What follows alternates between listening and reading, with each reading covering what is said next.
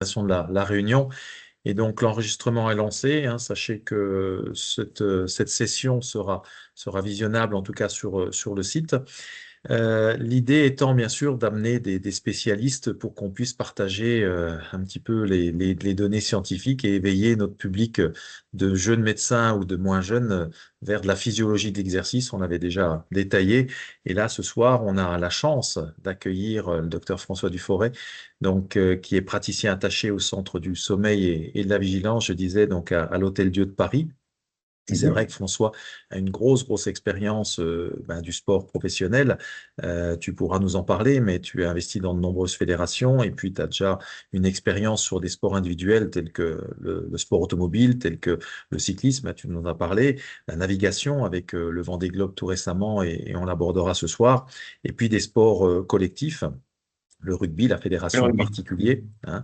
Et puis surtout une expérience plus personnelle, puisque tu avais très rapidement investi les lieux du football avec l'AS Monaco, et vous aviez formé un beau couple avec Philippe, et des choses très novatrices déjà à l'époque, que Philippe nous avait présenté d'ailleurs lors d'une réunion de l'association. Et puis j'ai eu la chance de partager encore des moments avec toi lorsque tu as accepté de venir à Monaco ces dernières années. Donc une grosse expérience, on va avoir la chance de pouvoir échanger. Donc on a dit un topo d'1 heure environ. Et puis ensuite, vous pourrez poser des questions sur la base de 30 minutes. À 20h30, on clôt les opérations. Et en tout cas, François, c'est un vrai plaisir de t'accueillir. Donc, je vous demanderai à tous d'arrêter vos micros pour pas qu'il y ait de résonance. Et puis, on te donne la parole. Merci, François. Super. Bon, ben j'y vais, hein. Je vais sur notre webinar que je vous ai préparé. Voilà. Hop. Alors, diaporama. À partir du début, on y est. Ça va? Vous êtes avec moi? Bon, impeccable. Bon, déjà, je voudrais remercier tous les médecins là, qui m'ont permis d'aborder le monde du foot, hein. Donc, bien sûr, Emmanuel, hein, avec qui j'ai fait déjà le DU, hein, où il m'a fait intervenir sur le sommeil et je le remercie.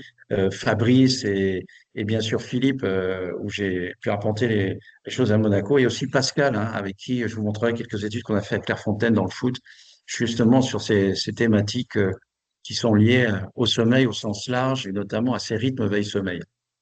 Alors, d'un point de vue très concret, comme tu dis, Fabrice, moi, c'est vraiment une expérience, on va dire, longitudinale. Donc, les diapos que j'ai là, c'est en fait, je me suis aperçu, étant donné que j'avais été formé, moi, au Centre d'études de recherche de médecine aérospatiale, que le sommeil, enfin, la thématique du sommeil a commencé dans les années 90, et à chaque fois que j'ai pu changer de monde et faire des transferts d'expérience, ben, je me suis aperçu que le sommeil, c'était pas simplement que de la physiologie, c'était pas simplement non plus que de la psychologie, c'était de la tâche mentale, c'était également même un niveau social, et on va voir dans les anecdotes en quelque sorte, et puis les expériences pratiques qu'on a pu vivre, quand je dis on, c'est-à-dire mon équipe, hein, mes jeunes, et puis les gens de l'Hôtel Dieu notamment, et les militaires, on s'aperçoit que finalement, on touche beaucoup de champs larges, et que pour les médecins que nous sommes, c'est aussi important d'avoir ce background, parce que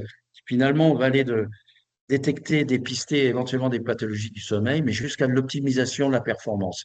Et que c'est une ligne continue et on peut passer de l'un à l'autre. Et c'est aussi notre boulot, justement, d'avoir une vision globale, une vision holistique grâce au sommeil, qui est une porte d'entrée, à mon avis, fantastique. Donc, la première photo que vous voyez, bah, c'est un cas clinique d'une astronaute qui s'appelle Claudie Aigneret, qui, lorsque j'étais à l'armée dans les années François, 90, excuse-moi, on oui, voit pas. Est-ce que tu as commencé? Parce que là, pour l'instant, on est toujours sur dormir pour gagner, mythe ou réalité. c'est toujours la même. C'est la photo que Ok, tu as tu vois, dans la frise, en quelque sorte, hein.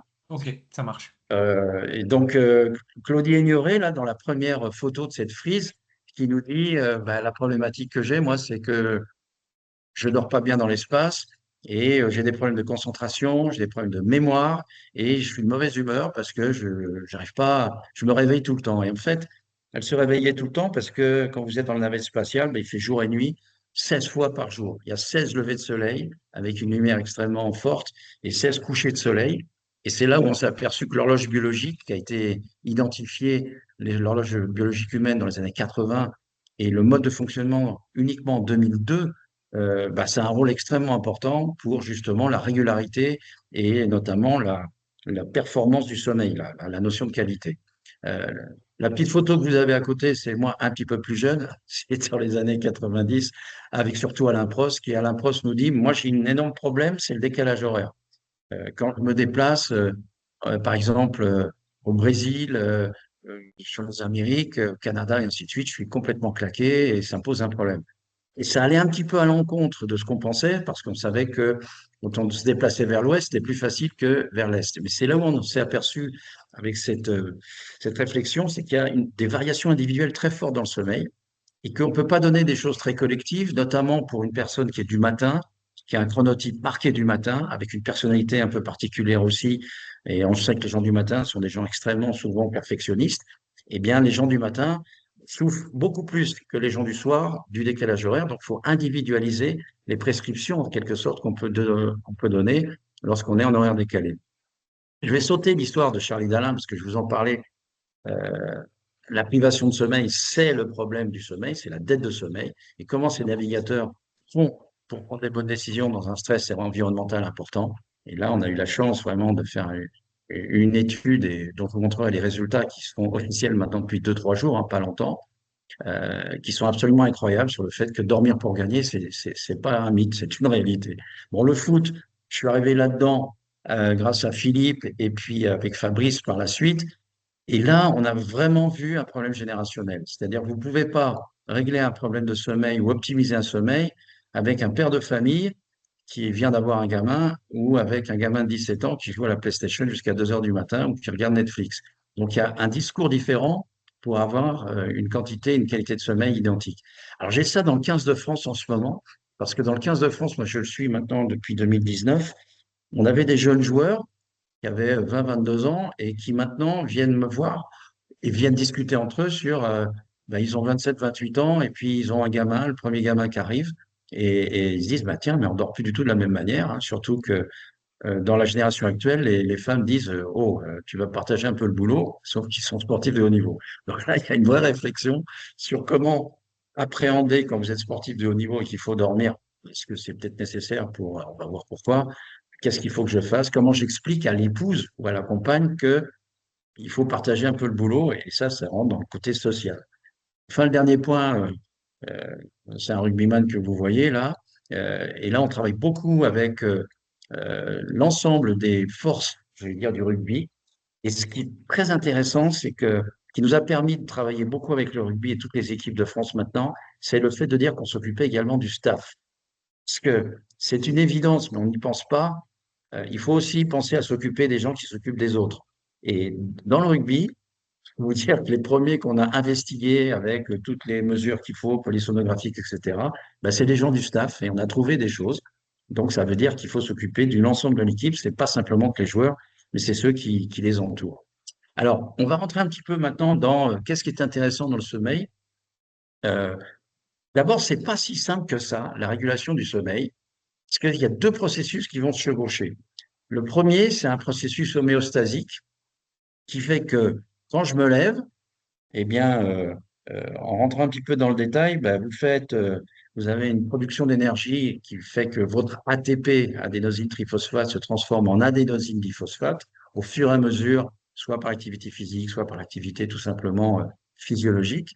Et en fait, c'est ce processus homéostasique fait que tout au long de la journée, l'adénosine diphosphate va augmenter au niveau du cerveau et au niveau des récepteurs adénosine. Et résultat, c'est ça qui augmente la pression du sommeil, qui favorise le sommeil. Donc ça serait relativement facile. C'est comme ça que d'ailleurs que le café ou la caféine joue en bloquant les récepteurs adénosine qui sont au niveau cérébral. Et donc on retarde l'effet fatigue par cette accumulation cette naturelle de l'ADP finalement tout au long de la journée.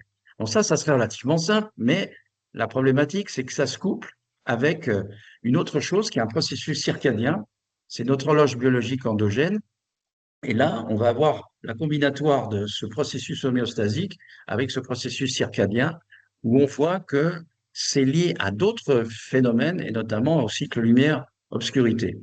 Et donc, on a une horloge interne qui est basée juste derrière les yeux, derrière le chiasme optique, qu'on appelle le noyau suprachiasmatique, et qui est en fait notre chef d'orchestre de tous les rythmes. Et on ne parle pas simplement des rythmes sommeil, mais on parle des rythmes aussi de la fréquence cardiaque et de la tension artérielle, donc du système nerveux automatique, mais aussi des performances psychomotrices, des performances euh, mentales, cognitives. Et là, ça devient extrêmement intéressant pour d'autres types de sports, pour les prises de décision. Et les dernières études qui sont là-dessus sur le sommeil ne sont pas tellement sur le point de vue physio, mais c'est sur la capacité à prendre les bonnes décisions au bon moment. Donc là, ça intéresse aussi d'autant plus le monde sportif. Et puis sur l'humeur, bien sûr, et avec en plus des variations dans la journée, parce que ce rythme circadien, il est contenu aussi avec, il est conjugué aussi avec des rythmes ultradiens. Et ce qui est assez intéressant, c'est que on va voir dans le sommeil, vous avez des cycles en moyenne d'1 heure et demie. Vous avez également des cycles de vigilance qui durent 1 heure et demie dans la journée et qui peut expliquer qu'il y ait des gens qui soient plus ou moins bien à certaines heures de la journée. Donc, voilà, on est un petit peu sur des processus complexes et avec des variations individuelles qui sont fortes. Là, je vous ai mis quelques articles très récents, plutôt foot, mais il faut dire que les publications en ce moment sur le sommeil, elles débarquent, il y en a de partout. Ce qui est intéressant, c'est sur la prévention de la blessure.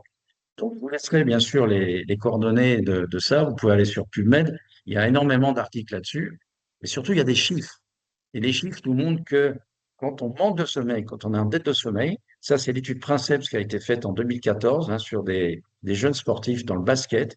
Ben, on a vu que la probabilité de blessure, elle était proportionnelle au nombre d'heures que vous avez, que vous dormez. Alors avec des réflexions qui sont des réflexions d'explication sur le fait que quand on dort pas bien, pas assez au niveau individuel, on va voir qu'il y a des variations, encore une fois, génétiques. Vous augmentez les temps de réaction, vous avez des déficits d'équilibre. Ça, c'est une chose que je ne savais pas, mais c'est dans le sommeil lent profond. On s'aperçoit ça dans les études sur l'espace, qui est dans le sommeil lent profond que se fait l'équilibre vestibulaire. Ce qui explique une des raisons pour laquelle dans l'espace, il y a moins de sommeil en profond, puisqu'ils n'ont plus les problèmes de s'adapter à la gravité. Donc le système vestibulaire est moins équilibrable dans l'espace que sur Terre, et donc il y a une diminution du sommeil en profond. Bon, donc ça, c'est vraiment des notions un petit peu récentes. Ça diminue la proprioception, évidemment. Ça joue également sur la souplesse. On peut comprendre qu'il y a des explications sur le nombre d'heures de sommeil et les blessures. Alors ça, c'est vraiment le truc qu'on donne au coach, mais 3 heures de sommeil en moins, en moyenne, c'est 5 fois plus de chances de se blesser. Ça, c'est pour bien leur montrer l'aspect préventif de la dette de sommeil. Alors après, cette dette de sommeil, pourquoi elle pose problème, notamment dans tous ces facteurs de rééducation, réentraînement?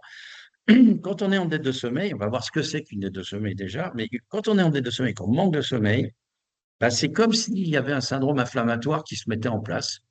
Et les processus de réparation vont être bloqués. Et au contraire, on va être sur un déséquilibre avec des hormones cataboliques. Par exemple, d'un point de vue très concret, l'hormone de croissance, elle est sécrétée uniquement dans le sommeil lent profond en première partie de nuit. Ça veut dire que si vous avez moins de sommeil lent profond parce que vous n'avez pas eu le temps, parce qu'il est fragmenté pour X raisons, ben, vous avez moins d'hormones de croissance et résultat, ben, moins de facteurs de réparation. Donc, ça a été identifié en 2011 et il y a plein d'études aussi qui montrent que, eh bien, il y a une diminution de récupération des deux sommeils avec donc des dommages musculaires collatéraux. Et là, c'est vraiment dans le domaine pratique, c'est une infographie qui, je pense, est très intéressante. On va rester un petit peu là-dessus parce qu'on va aborder, en quelque sorte, mon sommaire, pourquoi le sommeil est important dans le sport de haut niveau en termes de à la fois optimisation de performance, mais aussi dépistage de pathologies. La première chose, c'est que le sommeil, c'est pas tellement la quantité qui est importante, même s'il faut avoir une quantité entre 6 et 9 heures. À moins de 6 heures, ça pose problème. À plus de 9 heures, ça pose problème, d'autres types de problèmes. Parfois des hypersomnies idiopathiques, parfois des choses un petit peu cachées et d'autres pathologies potentielles. Mais surtout, ce que je voulais vous amener, c'est des choses que j'ai appris relativement récemment sur l'importance du sommeil lent profond, qui arrive en première partie de nuit, parce qu'on s'est aperçu que ce sommeil lent profond, il n'avait pas qu'un rôle de réparation cellulaire, mais il avait aussi un rôle dans la mémoire. et dans la mémoire, dans la consolidation de la mémoire, et notamment de la mémoire qu'on appelle, nous, déclarative, c'est-à-dire la mémoire des souvenirs et des connaissances se fait dans le sommeil lent profond. Ça, c'est relativement nouveau. Et il y a un truc aussi qui est relativement nouveau, c'est qu'il y a un flux du liquide céphalorachidien qui se fait uniquement dans le sommeil lent profond, et ce flux du liquide céphalorachidien détoxifie le cerveau en emmenant tout ce qui est protéines amyloïdes notamment, qui se déposent sur les neurones. C'est peut-être pas l'actualité pour des jeunes sportifs, mais en attendant, si vous avez un sommeil qui est dégradé pendant X années, vous augmentez le risque de faire des problèmes neurodégénératifs. Alors, bien sûr, il y a l'Alzheimer, mais ça, c'est un autre problème, mais je pensais aux commotions cérébrales. Et que les commotions cérébrales, et on commence à en parler beaucoup dans le rugby, mais aussi dans le foot, il y a une vraie réflexion sur la qualité du sommeil.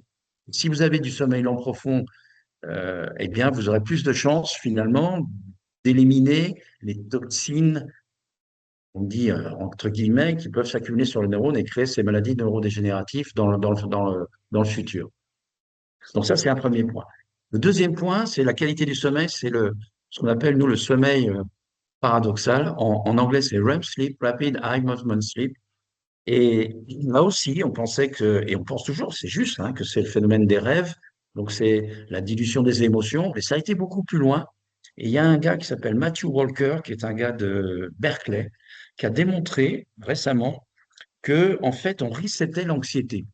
Et donc, toute l'anxiété qui vous est arrivée la veille, ou que vous allez peut-être remettre en question dans la journée du lendemain, affronter l'anxiété, c'est dans le sommeil paradoxal qu'on le fait parce qu'on joue des scénarios qui font que on désengramme en quelque sorte l'anxiété qui est arrivée avant et on prépare ce qui va passer dans la journée. C'est pour ça qu'on a parfois des troubles du sommeil qui sont des anxiétés pré-compétitives. C'est pas grave à condition que vous ayez un sommeil paradoxal qui soit de qualité. Quand je dis qualité, c'est qu'il n'arrive pas trop tôt, qu'il n'en est pas trop. Parce que si vous avez sommeil de qualité de paradoxal qui arrive trop tôt et avec une trop grosse quantité, il faut aller cliniquement aller chercher une dépression masquée ou un stress post-traumatique. Donc ça, c'est des données relativement nouvelles qui sont très intéressantes parce qu'il faut quand même des outils qui permettent de mesurer ces choses-là. Et on va trouver parfois, et on n'est pas loin finalement du entraînement sur des notions objectives qu'on peut mesurer. Le deuxième euh, point, c'est, on est médecin, enfin, il y a des médecins parmi nous, et je pense qu'il faut jamais oublier le fait que on pense que le sport, c'est associé à un bon sommeil, et c'est pas vrai. Il y a plein de choses. Alors, ça dépend des sports, bien sûr, mais les gens qui ont des coups forts et costauds, bah, ils ont plus de chances de ronfler. Ça, c'est pas trop gênant, sauf quand vous êtes dans des chambres à deux, parce que vous perturbez le sommeil de l'autre, hein. On est dans vraiment des choses très concrètes. Mais il y a quand même ces fameuses apnées du sommeil. On dit que ça représente à peu près 8% des gens. C'est pas mal de les détecter parce que c'est pas lié au poids tout le temps. On a des facteurs morphologiques, hein, notamment avec des joueurs asiatiques, qui font qu'avec des palais d'une certaine forme, vous avez des ronflements qui s'accompagnent d'apnée. Donc avec des gens qui sont potentiellement fatigables dans la journée, somnolents, ce qui n'est pas tout à fait la même chose. Hein. Somnolence et fatigue d'ailleurs. En attendant, il faut y penser. Des points aussi, il y a de plus en plus de foot féminin. Et le sommeil des femmes a été moins calculé, moins réfléchi. Or, on a un syndrome des jambes sans repos, qui est un syndrome génétique qui touche plus les femmes parce que c'est lié au métabolisme du fer. Donc, il faut toujours quand même penser à la ferritine, hein, aux hormones thyroïdiennes aussi. On a eu une athlète, nous, qui était fatiguée. Les coachs pensaient que c'était parce qu'elle dormait pas bien, et c'est vrai qu'elle dormait pas bien. En fait, c'était une hypothyroïdie. Les hypothyroïdies s'accompagnent de fatigue dans la journée et d'une insomnie. Et c'est pas toujours facile d'ailleurs à traiter. Donc, pensez toujours à avoir le réflexe médical, biologie. On peut avoir des pathologies qui sont cachées et il faut aller les chercher. J'ai même eu une hypersomnie, hein. Alors ça, c'était dans le judo, une personne qui s'endormait tout le temps aux entraînements. Eh bien, on a fait, c'est une narcolepsie fruste, hein.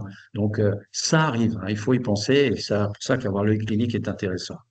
Bon, sinon, le sport de haut niveau, bah oui, il y a des compétitions le soir. Des fois, on s'entraîne très tôt le matin. Je sais que dans la natation, on- il y a certaines personnes qui étaient quand même vice-championnes du monde, bah, qui n'ont pas continué parce que les entraînements à 6h30 du matin, alors que vous êtes du soir et que vous endormez à 1h ou 2h du matin, bah, c'est compliqué. Donc, parce que dans le sport de haut niveau, dans la natation, ou comme dans le patinage artistique, on s'entraîne très tôt le matin pour avoir la liberté d'avoir la piscine ou d'avoir la, la patinoire. Et ça, c'est pas toujours compatible avec le type de physiologie que vous avez. Et puis, bien sûr, on parle beaucoup des écrans, hein, et de tous ces notions électroniques. Alors, les études aussi récentes montrent que la sécrétion de mélatonine, elle se bloque, mais très, très vite, hein, en quelques minutes, avec un écran blanc, avec une lumière bleue. C'est bien connu des gens, mais qu'est-ce qu'on fait au niveau pédagogique, sachant que si on dit d'interdire les écrans, c'est pas comme ça que ça règle le problème aussi facilement. Donc, on y pense. Enfin, en fonction des matchs que vous avez, il y a des gens qui dorment très, très mal à l'extérieur, parfois qui dorment mieux à l'extérieur que chez eux d'ailleurs, donc ça c'est une vraie réflexion aussi qu'il faut pousser. Je dis ça parce qu'il y a une étude, là j'ai mon troisième doctorant qui est à l'INSEP qui travaille là-dessus d'ailleurs, si ça peut vous intéresser, sur comment dormir à l'extérieur, quelles sont les problématiques là-dedans pour trouver éventuellement des solutions. Et puis les solutions, ben, on sait que c'est des cons. Ceux qui marchent très bien là-dessus, sur ces problèmes de sommeil ou d'optimisation du sommeil, c'est des techniques comportementales, des techniques cognitivo-comportementales qui règle 80% des problématiques de sommeil sans les effets secondaires des médicaments. Donc ça, c'est très intéressant.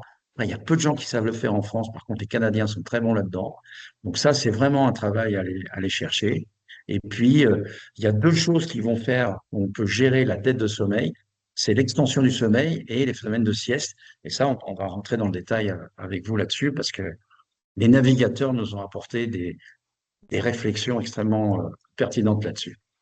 Alors, pour déjà sur ce premier chapitre, ben voilà, l'importance du sommeil, c'est la dette de sommeil qu'il faut identifier. Et un bon dormeur, c'est pas quelqu'un qui dort 8 heures par nuit avec tous les cycles parfaits, parce que ça n'existe pas. Savoir aussi notamment que le sommeil féminin est plus sensible, par exemple, aux effets de la lune. J'en ai discuté avec le gars de l'INSERM, le professeur Claude Gronfier, qui est vraiment un chronologiste extraordinaire, et qui dit qu'on ne sait pas tout expliquer, mais c'est vrai que le sommeil, et notamment le sommeil féminin, est très perturbé les jours de pleine lune, avant et après. Pour quelles raisons? On ne sait pas. On pensait que c'était la lumière au début, mais bon, ça a été fait parfois en laboratoire fermé. Donc, il y a certainement des effets microgravitaires. Point d'interrogation. Mais la réalité, elle est là. Le sommeil féminin est lié à la pleine lune. Certains aussi, masculins aussi, mais c'est assez marrant de voir qu'on n'a pas tout compris dans le sommeil. Enfin, la dette de sommeil, vous voyez, elle joue sur tout, hein, sur l'immunité, sur l'infection, sur le fonctionnement cérébral, bien sûr le risque de blessure, la réponse endocrinienne, bien sûr les dommages et douleurs musculaires. Et puis, le glycogène musculaire, il ne se refait pas si facilement si vous n'avez pas une bonne qualité de sommeil. Alors, je précise sur l'immunité, parce qu'il y a un truc intéressant aussi, je ne sais pas si ça peut vous servir, mais quand vous vaccinez quelqu'un contre la grippe, alors je sais que par exemple, le 15 de France, on a vacciné tout le monde, hein, le staff et les joueurs contre la grippe. Si vous dormez bien le lendemain de la vaccination, ben, votre vaccination sera plus efficace que si vous dormez mal. Donc, il y a des petites choses comme ça qui font que bah, veiller au sommeil le lendemain d'une vaccination, c'est pas idiot. Alors, concrètement, maintenant, bah, alors là, c'est une explosion de tout. Et dans les différentes fédés où je me balade, notamment le cyclisme, ils ont tous des montres connectées, des Whoop, etc. C'est quoi la validation de ces engins-là? Ça a énormément progressé. On valide à chaque fois des outils. Comment s'en servir? Est-ce que c'est utile? Est-ce que ça ne crée pas d'autres pathologies qu'on appelle l'orthosomnie? Euh, la réponse est oui, mais en tout cas, il y a énormément de business qui est fait autour de ces trucs-là. Et ce que je me proposais avec vous, c'est de savoir qu'est-ce qui est vraiment validé là-dedans et de quoi on peut se servir et comment s'en servir.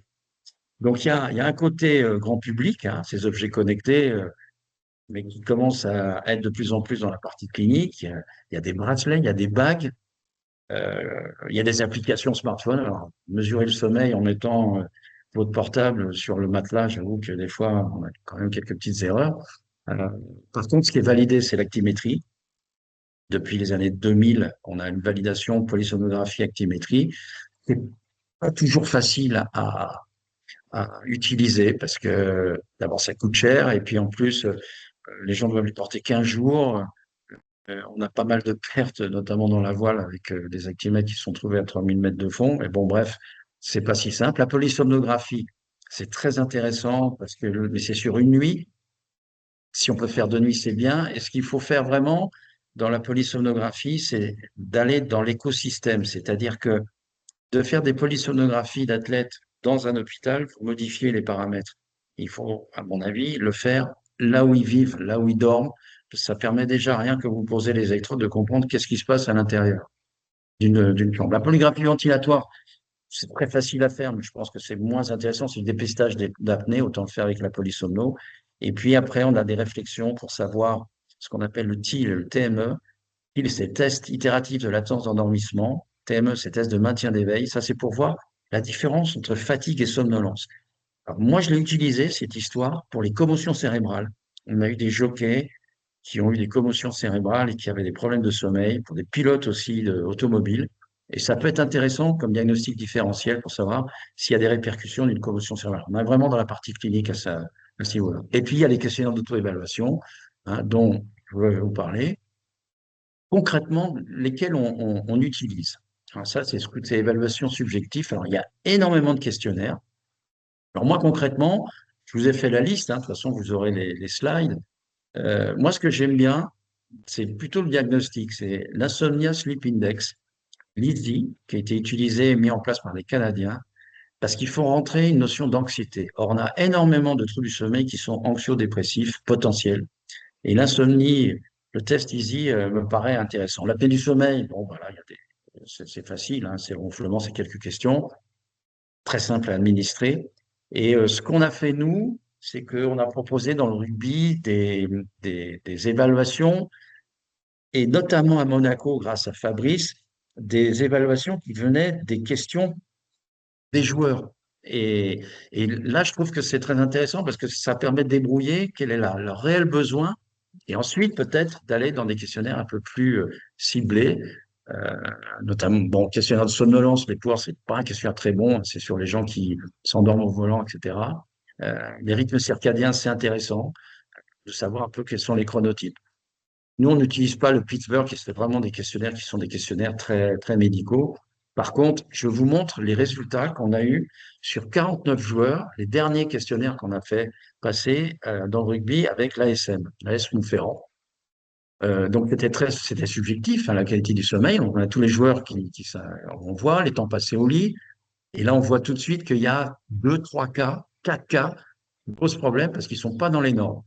Et là, vous identifiez tout de suite les gens qui ont besoin d'une consultation médicale, ont besoin d'une évaluation parce qu'il y a une problématique.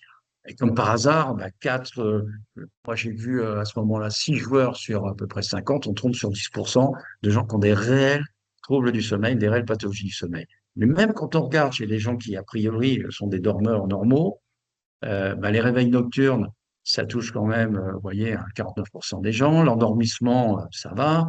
Les siestes, comment ils le font, la fatigue dans la journée. Vous avez une photographie qui montre vite, notamment au coach, l'importance de mettre en place peut-être certaines stratégies.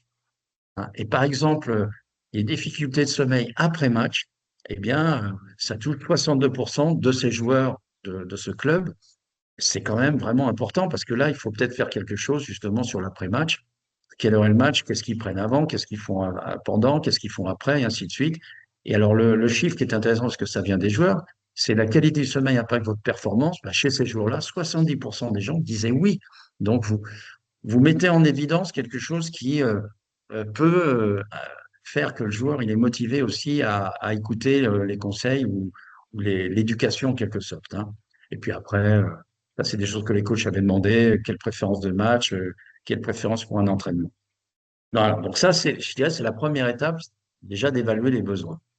Après, il y a un autre questionnaire qu'on utilise nous à l'INSEP, ça je vous le ferai parvenir aussi, qui est bien, c'est la TED Sleep Screening Questionnaire, parce qu'il y a un score. Ça permet aussi d'identifier des gens si on va plus loin, parce qu'on fait intervenir là-dedans les déplacements, le chronotype, l'insomnie et pas simplement que la qualité du sommeil dans tout ce qu'il y a là de quantitatif.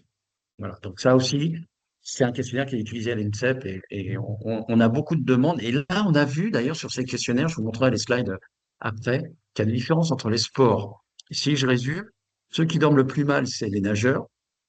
Ceux qui dorment le mieux, c'est les cyclistes. Et ceux qui ont le plus de décalage social, et parce que entre le week-end et la semaine, bah, c'est les footballeurs. Donc, il y a vraiment des spécificités en fonction des sports. Concrètement, maintenant, euh, la vraie question qu'on a pour des joueurs, des athlètes, quand on veut optimiser leur sommeil ou dépister, c'est de savoir quel type de dormeurs ils sont. Plutôt que de donner des conseils généraux, individualiser ce qui se passe. Et donc, dans l'évaluation, quel type de dormeur êtes-vous? Est-ce que vous êtes un court dormeur à 6-7 heures?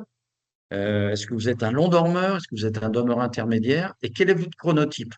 Est-ce que c'est la combinatoire du chronotype et du temps de sommeil dont les gens sont contents qui fait que vous avez un dormeur qui se satisfait de son sommeil? En fait, un bon dormeur, c'est celui qui gère bien sa dette, mais qui est content de son sommeil. Et alors là, on va s'apercevoir que, par exemple, chez les navigateurs, là, on a fait cet enregistrement chez un navigateur parce qu'il nous demandait les temps de sieste idéal, le temps de sieste idéal.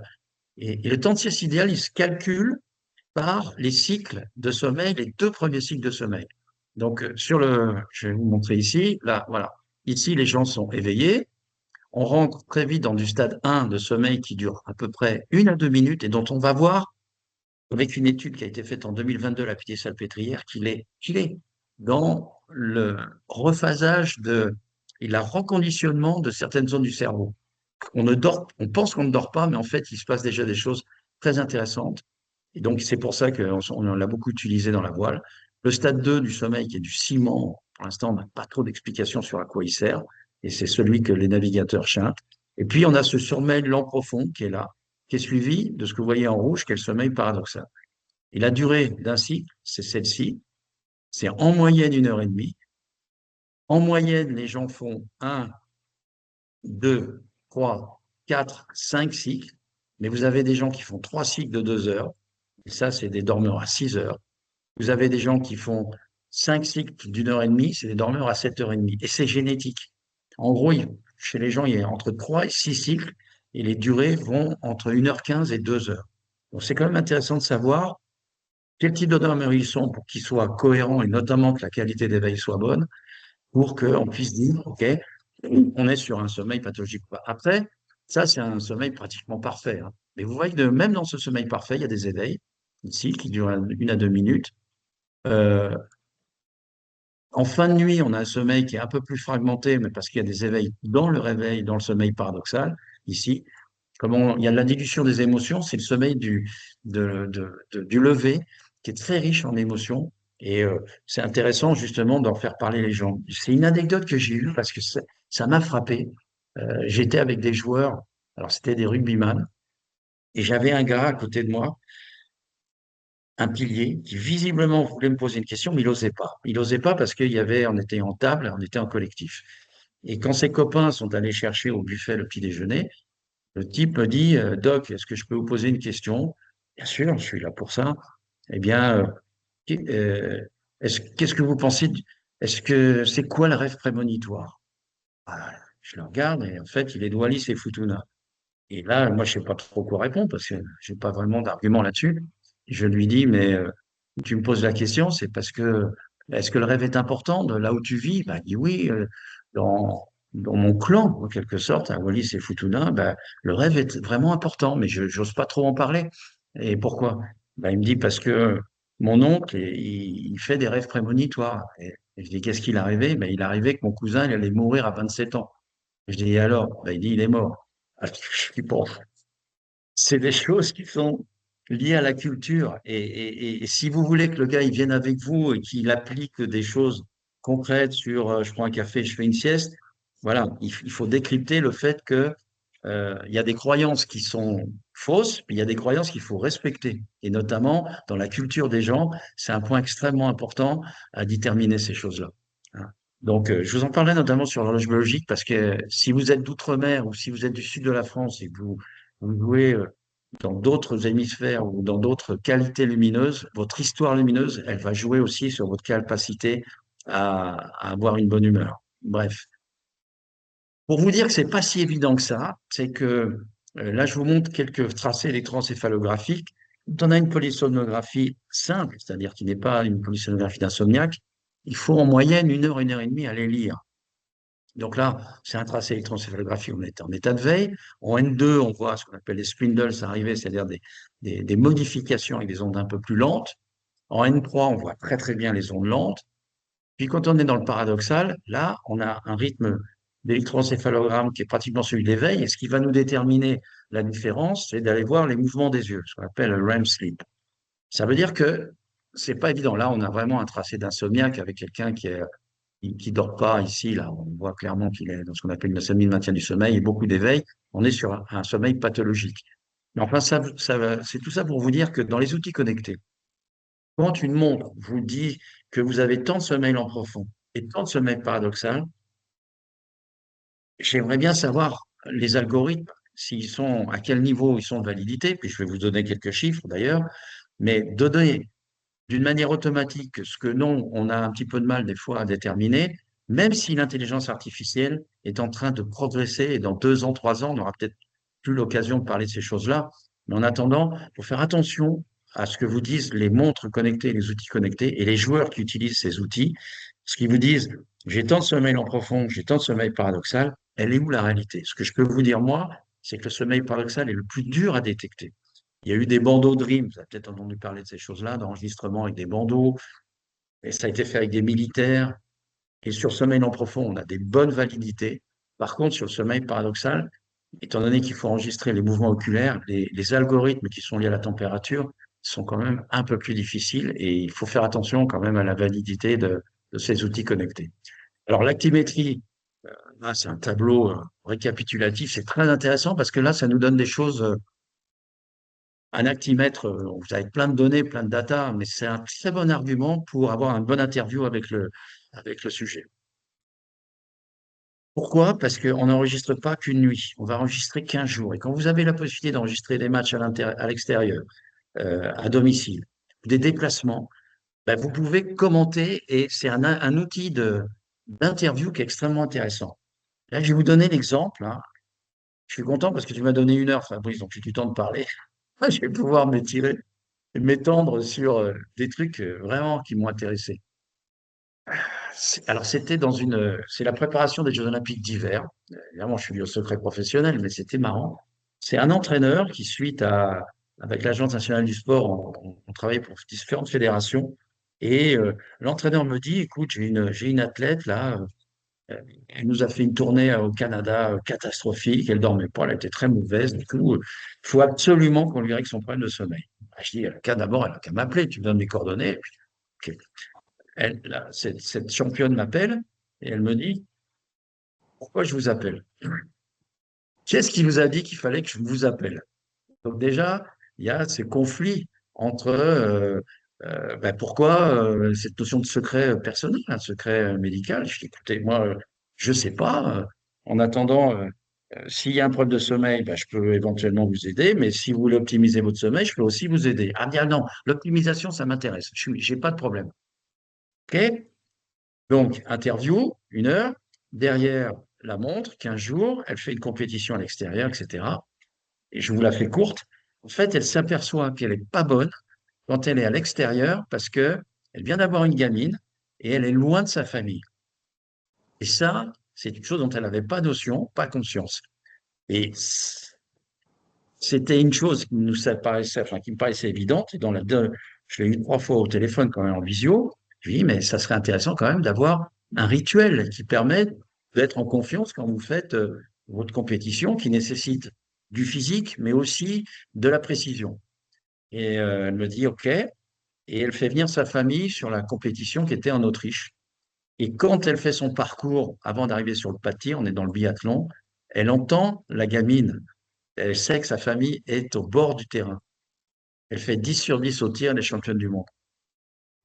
Et elle me dit après, en débriefing, mais en fait, j'ai compris moi-même ce dont j'avais besoin pour bien dormir, être dans une bonne condition mentale après, parce qu'il y avait un rituel.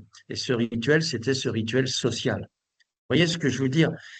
Et parfois, les athlètes, ils trouvent eux-mêmes leur solution quand on leur montre des chiffres, parce que les chiffres rassurent, ça permet de faire parler les gens quand ils en ont besoin, et pas parler pour des problèmes mentaux, mais tout simplement pour trouver qu'est-ce qui leur permet d'exprimer leur meilleur sommeil. Mais des exemples comme ça, je pourrais vous en donner plein, hein. Et donc, c'est la partie humaniste, hein, aussi qui est vraiment intéressante. Donc, pour résumer là-dessus, sur cette partie, les outils connectés, c'est très bien pour la quantité de sommeil, euh, avec la différence que quand les gens les utilisent, il faut faire attention à ce que, ils ne soient pas dans la qualité.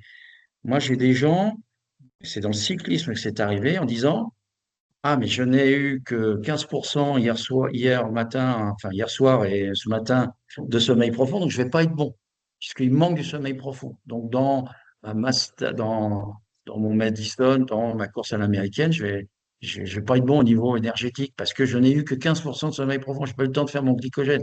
Oh, arrête. Je veux dire, fais, tu verras. Hein. Mais il faut, des fois, ça crée d'autres pathologies qu'on appelle l'orthosomnie. Donc, c'est très bien de les utiliser pour la quantité, pour savoir qu'est-ce qui se passe en termes de quantité, pas toujours en termes de qualité. Ce que ça mesure aussi, c'est la latence d'endormissement. Donc, c'est intéressant pour les gens qui ont du mal à s'endormir, parce que ça la calcule bien. Et c'est intéressant aussi pour le nombre d'éveils nocturnes que vous avez, parce que ça les quantifie bien. Donc, pour l'instant, bien que ça progresse énormément, il faut faire attention à cette notion-là. Et tout est basé en fait sur l'actimétrie. Donc les montres, les actimètres, qui sont ceux-là, les ActiWatch, c'est maintenant très bien validé. Ce que je peux vous dire, c'est qu'il y a des bagues maintenant qui sont vraiment bien foutues parce qu'elles sont faciles à porter. On va avoir aussi de la variabilité sinusale avec toutes les, les précautions qu'il faut avoir de mesure, hein, là-dessus. Mais on a de la température cutanée, on a de la saturation aussi. Donc, je veux dire, nous, on utilise de plus en plus les bagues, hein, notamment avec les marins, parce que c'était plus facile que des actimètres qui portaient. Voilà, donc là-dessus, il y a plein de publications en ce moment, euh, donc sur la validation des outils connectés. Donc, avec plaisir, hein, je vous ferai parvenir ces biblios, parce que je vous montrerai la dernière dans les diapos qui vont suivre. Là, celle-là, d'ailleurs, par exemple, là, c'était sur la Bagura et la comparaison avec le Whoop, qui est assez utilisé. Moi, je vois avec les cavaliers que j'ai, les jockeys, ils utilisent beaucoup ça. Bon, ben, la sensibilité est bonne, hein. La spécificité, déjà, c'est plus tout à fait la même chose. Et puis, la concordance avec le sommeil profond euh, et le REM, ben là, on voit qu'il y avait 30% d'erreur à peu près, hein, quelle que soit l'utilisation de ce qu'on donnait. Alors ça a été fait en 2000, je crois, 22, hein, 2020, Alson, ouais, 2022, ouais, c'est ça. Et donc, les dernières publiques, quand même, montrent que les dernières bagues commencent vraiment à avoir une validité dans le sommeil lent profond qui est assez importante, qui dépasse parfois les 90%. Donc, intéressant à voir que techniquement, euh, les choses progressent. Alors, ça, c'est sur le sommeil. Je voudrais vraiment vous mettre un petit accent maintenant sur l'horloge biologique, parce qu'il y a, on avait un congrès à Strasbourg qui insiste beaucoup sur la capacité qu'a le cerveau de réguler les rythmes. Et on parle des rythmes circadiens, on parle de rythme ultradien, on parle d'une horloge centrale, mais on parle aussi d'une horloge périphérique.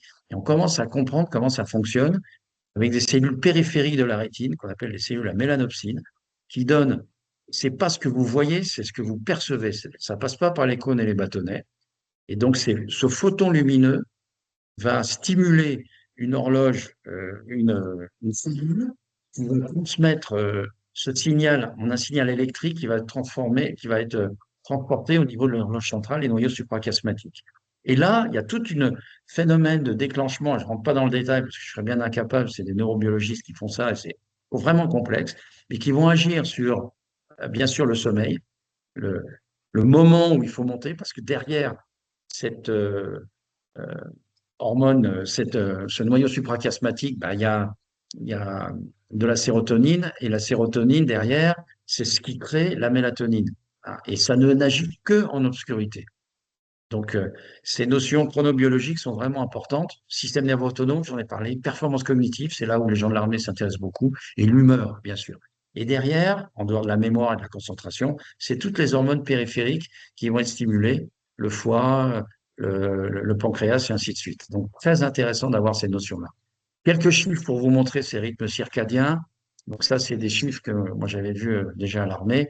Ça, c'est quand les gens se baladent. Mais regardez la consommation d'oxygène, elle bouge, hein, en fonction de l'heure biologique à laquelle ça s'exerce. Hein. On voit qu'à vraiment, à partir de au moins entre 2 heures et 4 heures du matin, c'est là où toutes les constantes s'effondrent, sauf évidemment la mélatonine qui a une action maximale aux alentours de entre 2 et 4 heures du matin, selon que vous êtes du matin ou du soir. Et donc, ça, c'est important à savoir. Ça, c'est la partie physique, mais la partie psychologique, elle est hyper importante parce que là, on voit que vraiment, les performances, c'est des choses qui ont été faites avec les pilotes de chasse sur les simulateurs, les temps de réaction, la sommation des chiffres, ça s'effondre à 3 heures du matin. On peut comprendre que quand on a des horloges biologiques qui sont décalées, parfois, vous n'êtes pas au meilleur de votre forme mentale pour les bonnes décisions. Et puis maintenant, ben, je vais rentrer un peu dans le concret hein, sur ces notions de briefing et débriefing. Euh, je travaille beaucoup avec des PhD. euh, il y a beaucoup de data scientists là-dedans, mais on en discute beaucoup avec mes amis médecins. Je pense que l'interview, le côté humaniste est vraiment clé là-dedans. Et ces outils, ça nous permet justement de rentrer un peu dans le détail dans la vie des gens. Alors, c'est une petite vidéo. Après, je vous expliquerai l'histoire de pourquoi il a fait ça. Euh, J'espère que ça va fonctionner, mais on va écouter Charlie Dalin, qui est donc ce gars que je suis depuis quelques années.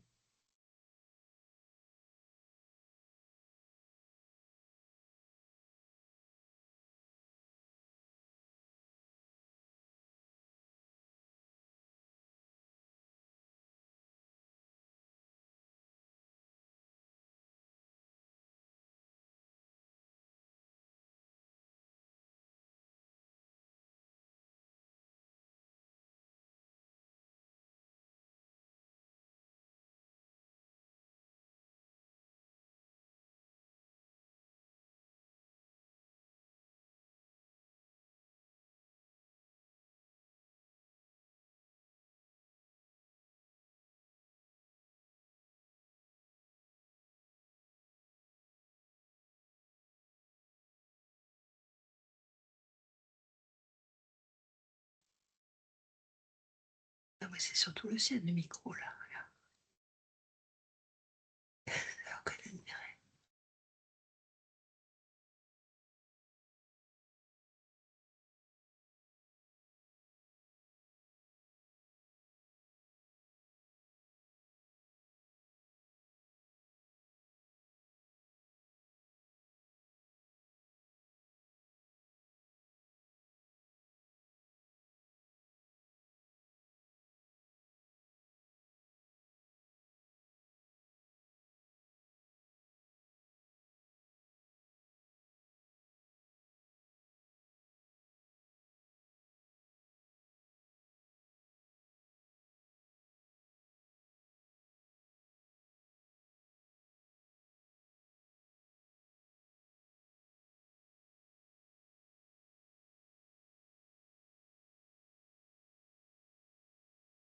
Vous avez entendu, vous avez eu du son ou pas sur Non, il n'y avait pas sur de le site? son, il n'y avait pas de son, mais c'est pas grave Il puisqu'il n'avait y pas le avait des son. sous-titres.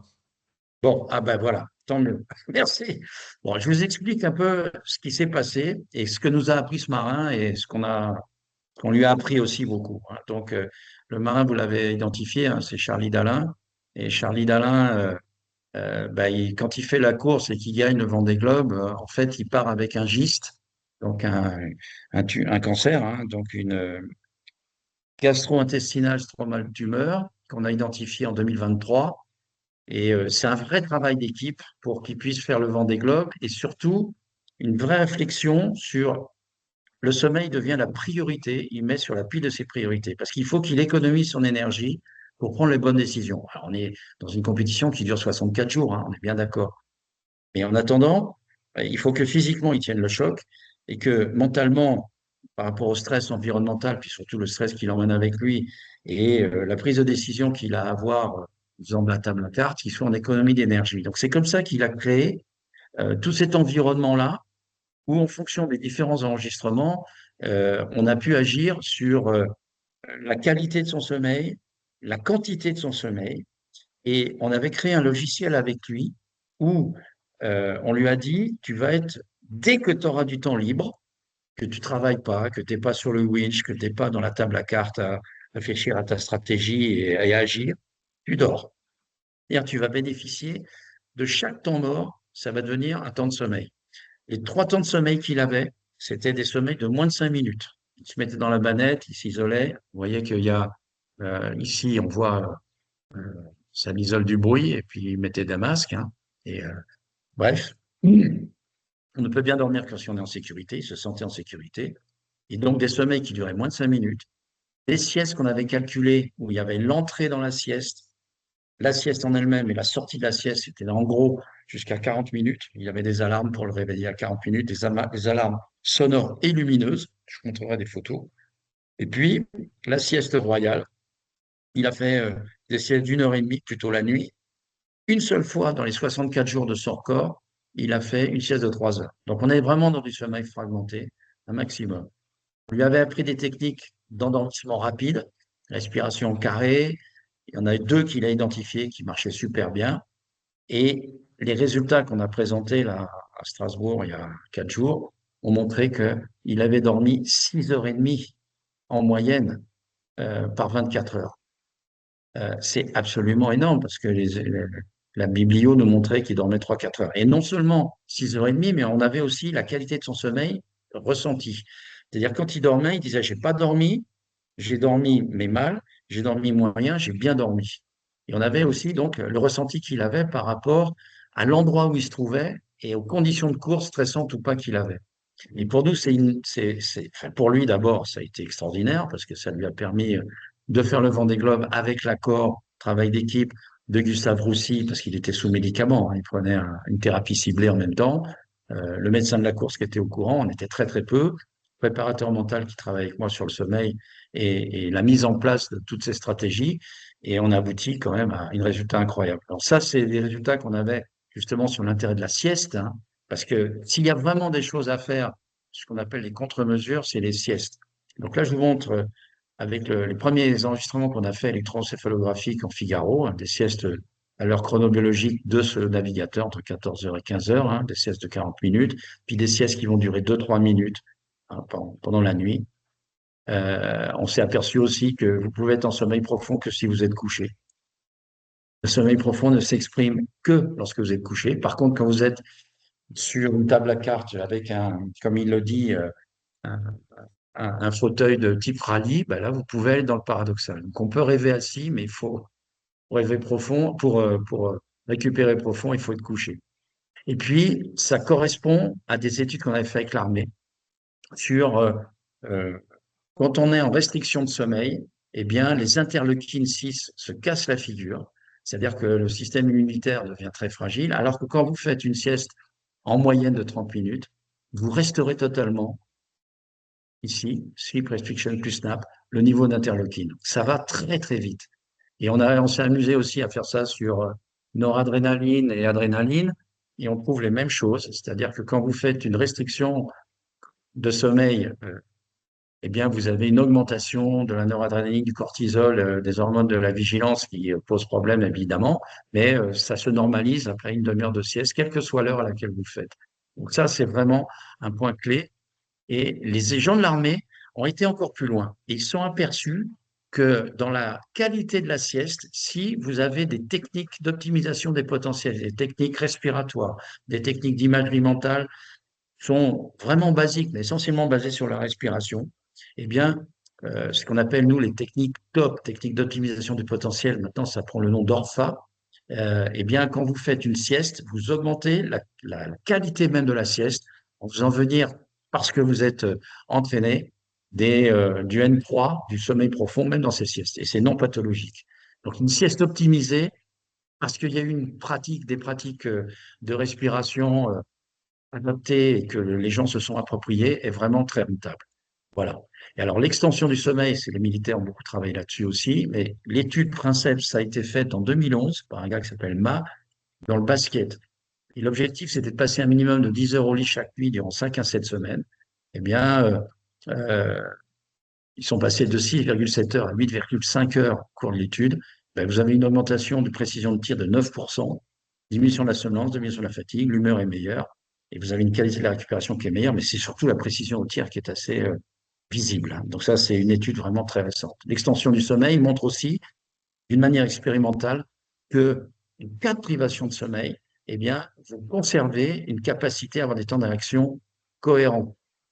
Donc là, vous voyez jour 1, ce qui se passe. Jour 2 en privation de sommeil, mais quand vous avez fait l'extension du sommeil, vous conservez quand même une capacité attentionnelle, des temps de réaction qui est moins dégradée que si justement vous n'avez pas eu ces techniques d'extension du sommeil. Ça veut dire que plus on fait dormir les gens à une compétition, même s'ils ne dorment pas le jour de la compétition ou la veille, leur capacité attentionnelle sera beaucoup moins dégradée, voire normale.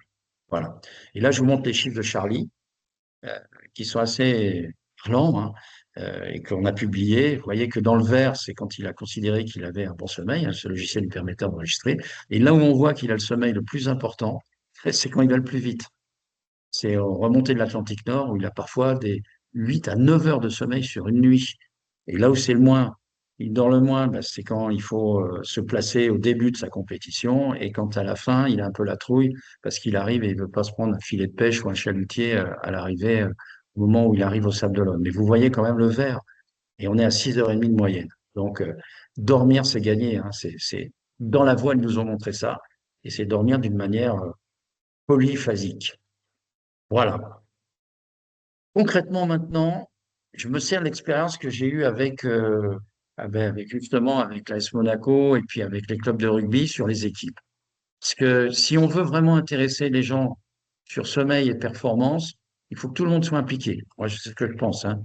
Donc, le staff médical déjà, toute son équipe. Euh, Faire des évaluations sur, pourquoi pas, le to-be quand je lui demande, sur les kinés. Les kinés sont des gens hyper fatigables, hein. Je veux dire, le protocole de lumière qu'on a eu avec les kinés de l'équipe de France de rugby, c'est eux qui en ont bénéficié le plus parce qu'ils bossent de 7 heures du matin jusqu'à 22 heures. Puis en plus, ils ont des costauds, ils sont crevés, quoi. Donc, il faut intégrer tout le monde, que ce soit les préparateurs physiques, les kinés. Ça, je pense que c'est un point important. Le staff technique aussi, très clairement, hein. Moi, les gens que je suis au niveau santé, parle au niveau santé, c'est les gens du staff. Voilà, les dirigeants, parce qu'il y en avait souvent des présidents, des vice-présidents qui disent, tiens, ben moi j'ai un problème de sommeil, est-ce que tu peux t'en occuper? Et puis bien sûr, il y a des gens clés, hein. Moi, je vous apprends rien, le capitaine, les leaders de vestiaire, avec un effet générationnel qui est un effet fort. Il faut tenir compte de tout ça, parce que si vous vous loupez, ben après c'est un peu plus compliqué de récupérer ces trucs-là. Alors après les actions, qu'est-ce qu'on fait en cours de saison? On identifie les cas individuels, formation à la préparation, situation professionnelle, et puis surtout aller regarder et pas mal de joueurs de foot, c'était à Marseille, qui me passaient leur femme au téléphone sur FaceTime en disant tu peux expliquer certaines choses à mon épouse ou à ma compagne. Bon, c'est une manière de se décharger d'un truc qu'ils n'osaient pas dire, mais enfin bon, on est un peu là pour ça et ça peut aider. Après, il y a plusieurs solutions, c'est en fonction du club, en fonction de l'équipe. Les sélections, c'est pas tout à fait pareil que les clubs, hein, parce qu'il y a une autre vie. Et présentation, l'actimétrie. Nous, maintenant, on utilise les bagues qui sont vraiment très pratiques aussi, très faciles à utiliser et qui posent pas de problème de montre qu'on perd dans le vestiaire ou qu'on perd la nuit, etc. Et l'objectif, après, ben, c'est derrière d'aller potentiellement plus loin, hein, parce qu'il peut y avoir des enregistrements. Il ne faut jamais oublier la partie médicale. Et puis derrière, ça débouche sur des choses qui sont des espaces de sieste, des espaces de luminothérapie. On a eu quelques tentatives, plus que des tentatives, hein, maintenant pour les frégates de la Marine nationale ou pour les sous-marins, on a des choses intéressantes. Un petit truc qu'on a fait, et merci au docteur Pascal Maillet, hein, on a fait ça avec l'analyse des rythmes veille-sommeil chez les jeunes, hein, en 2018. Et puis, ça nous permet d'identifier très vite, on a fait ça par actémétrie, les gens potentiellement pathologiques. C'est-à-dire que les gens qui ont une efficacité du sommeil, les 3 gamins là qui sont là, il faut aller les voir parce qu'ils ont une efficacité qui n'est pas bonne. Qu'est-ce qui se passe? Voilà. Quand on regarde la latence d'endormissement, celui-là, là, il est intéressant, hein. Pourquoi il met 45 minutes à s'endormir? Bon, hein, alors que la moyenne est plutôt bonne ici. Alors, la qualité d'endormissement, c'est aussi une réflexion sur la l'insomnie d'endormissement. Et puis surtout, ce qui nous a frappé, c'est le fait que ces gamins étaient cadrés à l'internat de Clairefontaine la semaine. Et on voit que généralement, ils s'endorment vite la semaine. Quand ils se réveillent, évidemment qu'il faut qu'ils aillent en cours, donc à 6h58, la grande majorité se réveille. On a quand même 2 qui ont un petit peu plus de mal. Mais par contre, quand ils sont en libre cours le week-end chez eux, là, vous avez une dispersion extrêmement importante. Et donc là, qu'est-ce qui se passe à ce niveau-là pour ceux-là? Qu'est-ce qui se passe sur celui-là? Et là, vous rentrez dans des phénomènes qui sont soit pathologiques parce que propres aux joueurs de foot, à ce jeune joueur de foot, soit parce que tout simplement, bah, celui-là, il dort avec ses frères et sœurs dans la chambre, ils sont quatre dans la même chambre. Donc déjà, on rentre dans d'autres problématiques sociales qui sont inhérentes au sommeil aussi. Donc, c'est pour ça que c'est intéressant, c'est qu'on rentre dans un phénomène qui est de compréhension de comment ça fonctionne. Voilà. Alors après, je voulais vous montrer aussi que c'est pas uniquement lié au foot, hein, et qu'il y a des spécificités, comme je vous l'ai dit tout à l'heure, par rapport au niveau du sport en lui-même. Donc ça, c'est une étude qu'on a fait avec euh, à l'INSEP, le docteur Enis Aloulou. On a regardé un peu en fonction euh, du golf, de la natation, du vélo, badminton. On avait l'escrime, on avait le football, le handball, le volley. Donc, je vous passe tous les détails, mais ce qui est intéressant, c'était de voir quand même que bah, les gens qui nagent, il y a des vrais soucis. Et là, on n'a pas tous les effets. Est-ce qu'il y a des effets de température? C'est un sport qui est en antigravité, un sport porté. Est-ce qu'il y a des modifications du sommeil qui sont liées au fait que on s'entraîne tôt le matin? Ça, c'est une réflexion peut-être un peu trop tôt, mais aussi la qualité du sport par rapport à la température, on ne sait pas. Euh, et donc, on voit vraiment aussi que les doses d'entraînement, les charges de travail en natation sont extrêmement fortes. Ça fait partie de ces choses-là. Et ce qu'on voit arriver quand même, c'est le foot qui est assez caractéristique dans ce qu'on appelle le jet lag social, c'est-à-dire le manque de régularité de, à la fois l'endormissement, mais aussi de l'heure d'éveil. Donc là, il y a vraiment une question certainement d'éducation par rapport aux familles ou par rapport à l'endroit, comment les gens dorment, parce que ça ressort vraiment dans le foot. Voilà. Autre point qui peut peut-être nous intéresser, c'est le rapport à la température. Ça, c'est dans le rugby qu'on a fait ça. On s'est aperçu que quand on compare la cryothérapie, différentes situations, contrôle, par rapport aussi à des matelas à conduction thermique, c'est un thermorégulant, on s'aperçoit que la thermorégulation a un rôle peut-être plus important parfois que la cryothérapie. Donc, c'est quand même intéressant parce que ça coûte moins cher. Euh, et puis, cette étude-là a montré que ben, quand on est avec des matelas thermorégulants, c'est-à-dire on accompagne la diminution de température à 2 heures et 4 heures du matin, mais ça se réchauffe physiologiquement, eh bien on augmente la proportion de REM sleep et surtout on diminue le nombre d'éveils nocturnes d'une manière significative de 12 minutes. Donc ça, c'est vraiment un travail sur la réflexion sur les oreillers, sur les matelas, sur l'environnement en tant que tel, sur quoi on dort, parce qu'il y a des choses à aller chercher là-dessus. Voilà. Et puis, pour finir, des choses très, très concrètes aussi qu'on a mis en place à Monaco, et aussi avec le 15 de France et dans la voile, c'est l'importance de la lumière et des températures de couleur.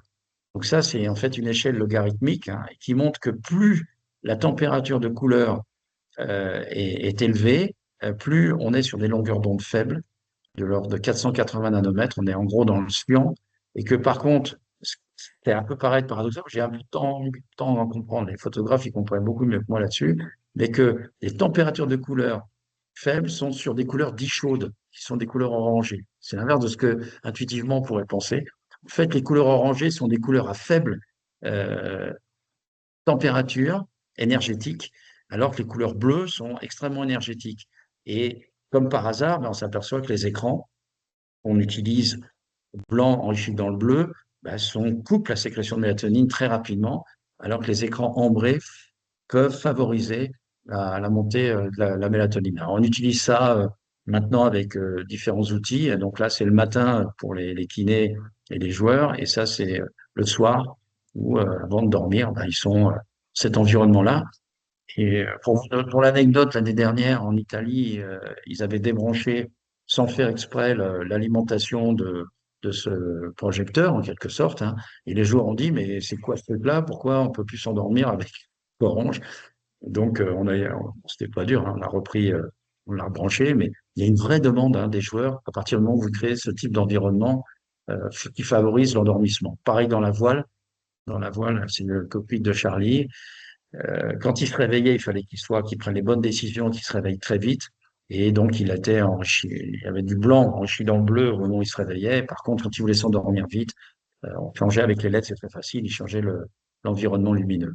Alors, chez nous, ça m'a fait plaisir quand j'ai revu des gens, des footballeurs qu'on a vus dans les académies, que ce soit à Clairefontaine ou à Monaco, quand on leur parle de night shift, les gars, ils disent oui, oui, oui, ben, on le fait. Donc ça, c'est le même écran avec cette application. Vous la mettez à 19 heures, par exemple, et l'écran change de couleur. Vous êtes dans une couleur plus ambrée et ça facilite la montée de la mélatonine, alors qu'avec l'écran blanc, vous la bloquez. Voilà, ça c'est très concret. Et puis je finis sur des choses extrêmement concrètes et pratiques, hein. L'audit environnemental du joueur à domicile, c'est bien de faire des polysomnographies pour aller voir comment ils dorment les gens, sur quoi ils dorment, hein. Quels sont leurs oreillers, comment, comment ils s'endorment, avec qui ils s'endorment. On a eu un joueur de foot qui avait un syndrome des jambes sans repos, génétique. Et dans sa chambre, et il avait des chats. Et ben, les chats, c'est un animal nocturne, mais qui aime bien la chaleur aussi. Donc, quand le gars dormait, ben, les chats venaient dormir sur ses jambes. Alors, le traitement du syndrome des jambes sans repos, c'est le froid. Donc, ça le réveillait, bien sûr. Et il avait des jambes qui bougeaient, il avait des crampes. Ben, c'est lié aussi à comment il dort, avec qui il dort. Voilà. La qualité de la lumière, le bruit. Le bruit est très, très important. Bien sûr, la température. Travailler avec les nutritionnistes, c'est important parce qu'il y a de la chrononutrition. Il faut apprendre au petit déjeuner, au déjeuner, s'il y a une chrononutrition qui fait qu'en dehors de la quantité du repas, il y a peut-être des choses qui sont à proposer, hein, plutôt glucidique le soir et protéique le matin. L'utilisation des écrans, et là, il y a plein d'anecdotes. Je vous en cite deux parce que ça m'a coupé. C'est un entraîneur dans une discipline olympique qui me dit, il faut interdire l'écran à mon champion, là, parce que le matin, il est fatigué, je suis sûr qu'il est devant les écrans. Ah, je dis, bah, écoute, avant de l'interdire, moi, j'aimerais savoir un peu ce qui se passe. Donc, on l'enregistre, hein, par une montre, une actimètre, et puis j'ai les résultats, et je vois que le gars, il s'endort en moins de 5 minutes. Il a une efficacité du sommeil au-dessus de 90%. C'est une vraie horloge. Je dis, qu'est-ce que tu fais pour t'endormir? Et le gars me dit, ben moi, je m'endors très facilement à minuit et demi, euh, et je regarde les écrans. Je dis, qu'est-ce que tu regardes? Ben, il me dit, je regarde les vagues. Parce que, bon, moi, j'ai été élevé un peu en Polynésie, là, et ben, quand je vois les vagues, ben, ça m'endort. Et quand je sens que je m'endors, ben, j'éteins l'écran, et puis, pof, 5 minutes. OK? Donc, le coach me dit, mais tu lui interdis les écrans? Je dis, non, surtout pas. Il dort bien avec les écrans. C'est son rituel. Par contre, ton briefing à 7h30 du matin, c'est un gros dormeur. Donc, à minuit et demi, il dort plus de 8 heures. Ton briefing, tu le décales d'une demi-heure, 1 heure. Tu verras qu'il sera plus en forme pour te parler, te répondre dans le briefing d'avant-épreuve, d'avant match, par exemple. On a fait la même chose avec le 15 de France. Eh ben, vous avez un leader, qui est le capitaine, qui est le dernier arrivé au petit déjeuner, hein, qui a 9 h moins le quart, alors que ça s'arrête à 9 heures. Si vous lui mettez un briefing à 8 heures, le type, il est de mauvaise humeur. Et ça va pas. Et bon, comme il entraîne tous ses potes de Toulouse avec lui, vous dites au coach, ce serait peut-être pas mal de temps en temps de décaler le briefing du matin. Et tout le monde est content. Ça n'empêche pas que le gars de 7 heures du matin, il va se lever toujours à 7 heures du matin, il aura pas son petit déjeuner, mais c'est une équipe, donc c'est l'art du compromis. Et c'est ces notions-là qui permettent finalement de faire mieux fonctionner un groupe. C'est pas lié à la performance directe, mais c'est lié au fait à l'humeur là-dedans. Donc voilà, en situation professionnelle, comment je dors, avec qui je dors, parce que quand vous êtes aussi à l'extérieur, ça dépend des équipes, mais il y en a qui dorment à deux. Bah, s'il y en a un qui ronfle comme un sonneur, l'autre il est perturbé, hein, c'est clair. Les jeux vidéo, les réseaux sociaux, ça c'est à éviter parce que là vous faites intervenir l'émotion, les notes après match et ainsi de suite. Si c'est possible d'éviter ça, de leur dire pourquoi. Et puis bien sûr, il y a la programmation d'un entraînement quotidien matinal, une charge d'entraînement importante, mais l'étude qu'on a fait dans le rugby nous a montré, petite diapo quand même sur la spécificité féminine, ça nous a été demandé, hein. C'est que les plaintes du sommeil chez les femmes arrivent euh, vraiment un moment important de la phase sécrétoire, de la phase lutéale, hein, avec dans la phase prémenstruelle une humeur qui diminue, une température corporelle qui augmente et on a aussi des douleurs ressenties qui augmentent. Donc, il faut y penser, hein, parce que ça fait partie du jeu du sommeil de la femme qui a été moins étudié que le sommeil de l'homme.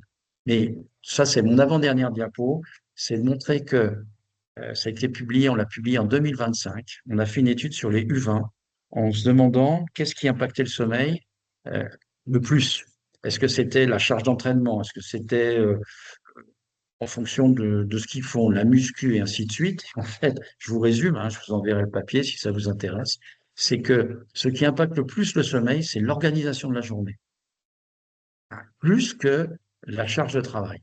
Donc, à réfléchir hein, sur les implications qu'on peut avoir dans une équipe avec les médias, la communication, les briefings, les vidéos, tout ce qu'on veut, eh bien, il semblerait que ça joue beaucoup plus qu'on le pense sur la capacité à bien dormir lorsque on est dans un camp d'entraînement, par exemple, hein. Donc, ça a été caractéristique. Et les entraîneurs s'en servent maintenant en disant, bah, il faut qu'on réfléchisse aussi sur l'organisation de la journée et les temps d'immort, ne pas les remplir d'une manière inutile qui mobilise des facultés attentionnelles et concentrationnelles dont les gens finalement ont besoin.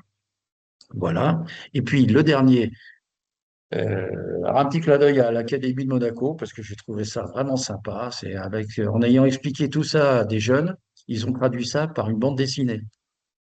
Et donc, dans les points clés, c'est un, la performance n'est pas diminuée par une réduction du temps de sommeil sur une période brève. Et après, il y a des règles d'or qui sont non pas à être utilisées, il faut se coucher à heure régulière, c'est pas si simple que ça au niveau social.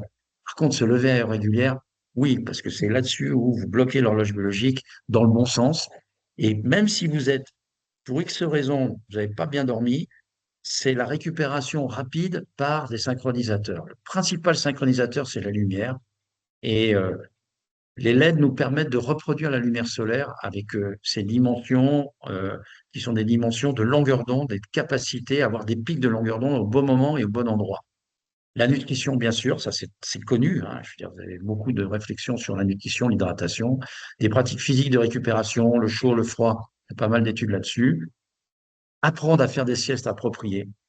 Et je peux vous dire que les gens du matin et les gens intermédiaires, les gens du soir, ils n'ont pas le même type de sieste parce que c'est pas aux mêmes heures. Donc ça, c'est l'art du compromis par rapport aux entraînements, par rapport aux matchs.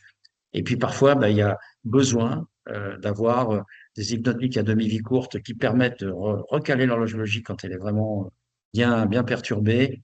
Comment on utilise la mélatonine? C'est très médical parce que il y a des mélatonines à libération prolongée avec certaines doses. Il y a des mélatonines qui sont des mélatonines avec un effet chronobiotique, donc des doses très faibles qu'on va donner 3 heures avant du coucher pour les gens qui ont des problèmes pour s'endormir. Donc, c'est pas n'importe quoi. Il y a des variations individuelles très fortes. Et en plus, il peut y avoir des effets indésirables avec des somnolences dans la journée ou des maux de tête. Donc, c'est pas si anodin que ça. C'est pas un truc qu'on peut acheter en pharmacie n'importe comment. Il faut connaître comment on utilise ça. Et puis, bien sûr, tout ce qui est préparation, conditions de voyage. J'ai un joueur, il dort pas. Il dit, je dors pas quand je suis à l'extérieur. Ça va pas du tout et tout. Pourtant, c'est un gros costaud et tout. Mais en fait, on lui a réglé son problème parce qu'on s'apercevait qu'il ne dormait bien que quand il était dans ses draps, avec l'odeur de la lessive qu'il utilise, que son épouse utilise. Donc, le mec, il emmène un drap. Il y en a qui emmènent leurs oreillers. Et à l'extérieur, le gars, il est dans sécurité affective, sensorielle. Le bulbe olfactif, il est juste derrière les yeux. Il est pas loin aussi de l'horloge biologique. Donc, il y a des voies entre l'olfaction et et l'horloge biologique qui fait qu'on rentre plus facilement dans des cycles qui sont des cycles circadiens. Donc, faut y penser. C'est des petits détails, mais parfois, ça fait vraiment des grosses différences. Et puis, pour les gens qui ont envie d'aller plus loin, c'est comment aider, renforcer un rituel de récupération qui soit un rituel individualisé. Voilà. Et puis, alors, le dernier point, quand même, c'est les 7 règles d'or du bon sommeil chez le sportif. Moi, ce que j'ai apprécié beaucoup, c'est que si vous dites aux gens, faites pas ci, faites pas ça, notamment les jeunes et les jeunes joueurs, il faut faire tout le contraire pour dire, attendez, mais moi, je suis capable de faire l'inverse et ça marche quand même. Par contre, si vous leur dites, faites ci, faites ça, et sur des choses que eux-mêmes, ils ont traduites par des petites bandes dessinées, vous avez des bonnes pratiques. C'est-à-dire, c'est quoi ma bonne durée, c'est quoi mon bon environnement, et tout était bon, hein. Le bon endormissement, le bon comportement, il y a quelques fautes d'orthographe, c'est pas grave, hein. Le bon éveil, la bonne sieste, la bonne nutrition avec des pictogrammes.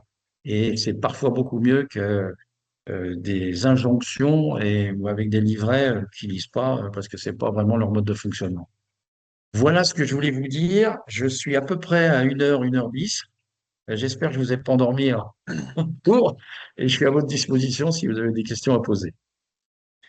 Merci, Voilà. merci beaucoup François, c'était parfait, c'était passionnant. Donc tu vois, il y a plein de choses intéressantes et puis c'est vrai que de ce qu'on donnait historiquement avec enfin bon, il y a toujours l'histoire de la régularité, tu l'as montré avec le foot, C'est vrai. mais il y a quand même un quota, un nombre d'heures et tu nous as montré que par certains sports, finalement, on a progressé sur des moyens de récupérer autrement.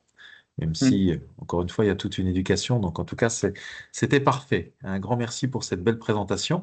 Et puis, on va ouvrir des questions. Donc, je vous propose de lever la main pour qu'on puisse donner la parole. Et à ce moment-là, j'essaie de voir qui lève la main pour lancer les questions. Allez, est-ce qu'il y en a certains qui veulent se lancer? Est-ce que tu peux couper, Le François, diaporama. ton diaporama qu'on te voit? Merci. Oui, oui, bien sûr. Attends, tac, tac, tac. François, je Alors, lance la première question pendant que tu chantes. ouais, Euh, on disait souvent les troubles d'endormissement, c'est de l'anxiété, le réveil précoce, il y avait déjà une petite dépression latente. Est-ce qu'il y a des choses démontrées et est-ce que ça rentre par rapport au sommeil paradoxal qui est perturbé? bon. Oui. Tu l'as entendu? D'abord, il y a l'anxiété pré-compétitive et il y a deux manières de le régler.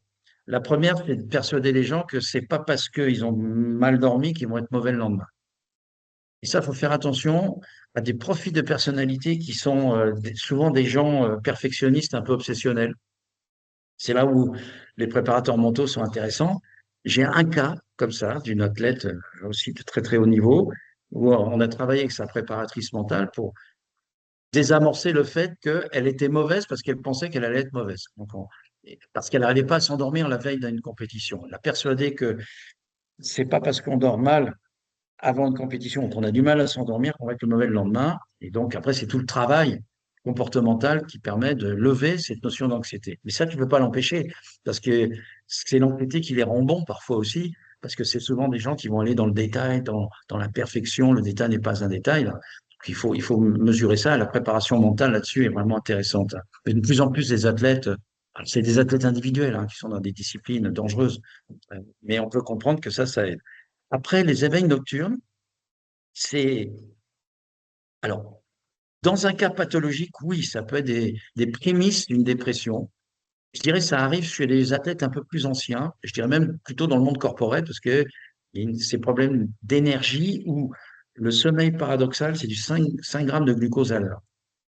Et donc, avec une température corporelle basse.